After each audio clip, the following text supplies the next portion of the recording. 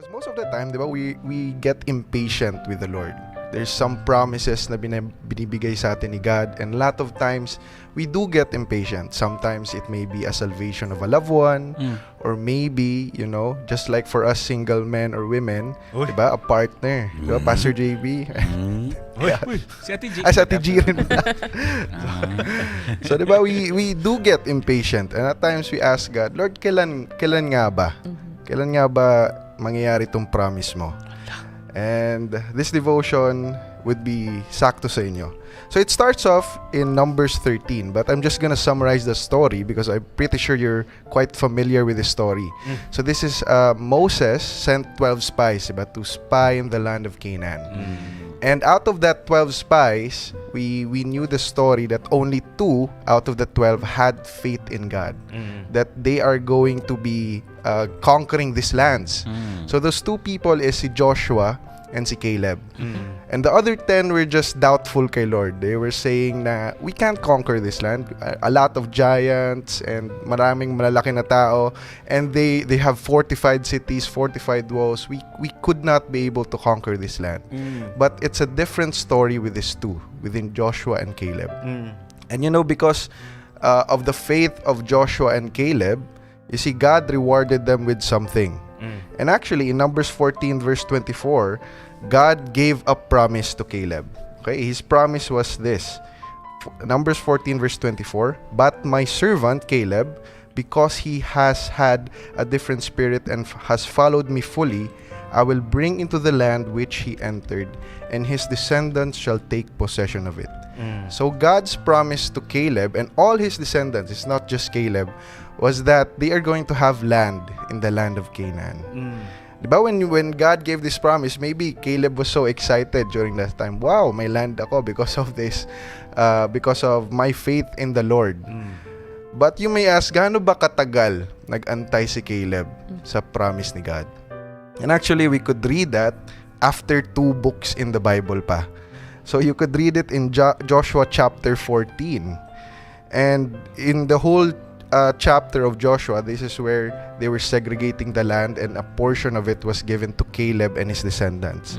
And it took 45 years for Caleb to have that promise kay God.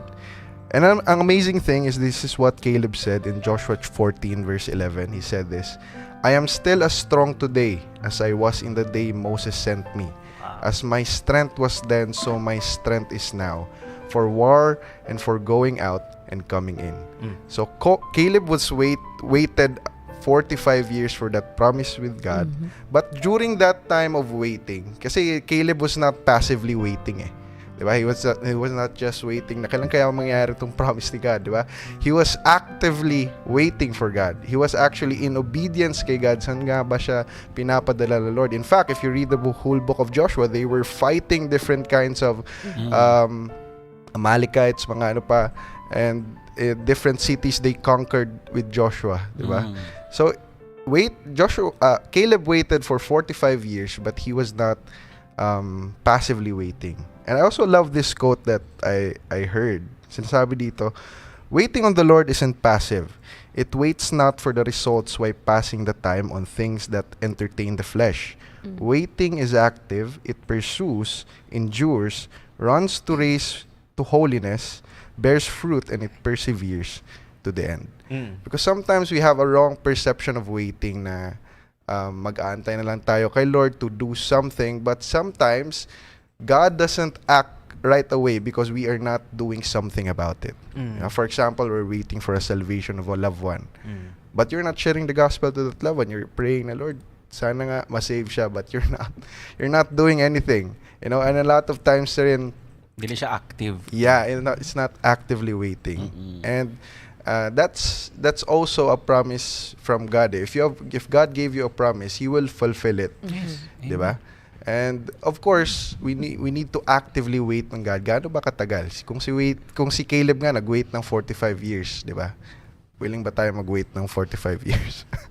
When it comes to relationships because it reveals more of who I am. Even now, 'di ba, nagwe-wait pa rin ako for that Pero it was Nalan to sa mga leaders. Kasi ano talaga yung waiting period. Because it just reveals to God, ano talaga yung weakness ko eh.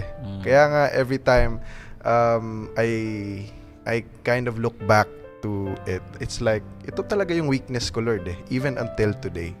So it just reveals more of my character and more of an act of surrender kay God na, Lord, ikaw na po yung bahala. And I'm pretty sure sa mga co-singles ko na dito, you are also in that time of waiting, di ba? Na parang, Lord, kailan nga ba? But kagaya ng sinabi ni Pastor JB, there's just this starting point and end point. But that doesn't mean yung dalawang time lang yun. You could enjoy the process of it eh. Yeah. During the middle time, you could really enjoy that if you just focus on Jesus. Kasi if you're focused on the end part na, Lord, kailan ba to mangyayari? Mawawala yung joy mo. Diba? You're just so focused on that hindi mo ma-enjoy yung process of waiting. Yeah, that's Exactly. true. Diba? So, yun yung parang big takeaway ko rin sa sinabi ni Pastor JB, that there is that joy, you know, when you are in that waiting period. And it doesn't mean na mafulfill yung joy mo talaga after that waiting period. Actually, if you are already fulfilled with Jesus, yung joy mo would still be the same, even though that promise has been given by God. Diba? Very true.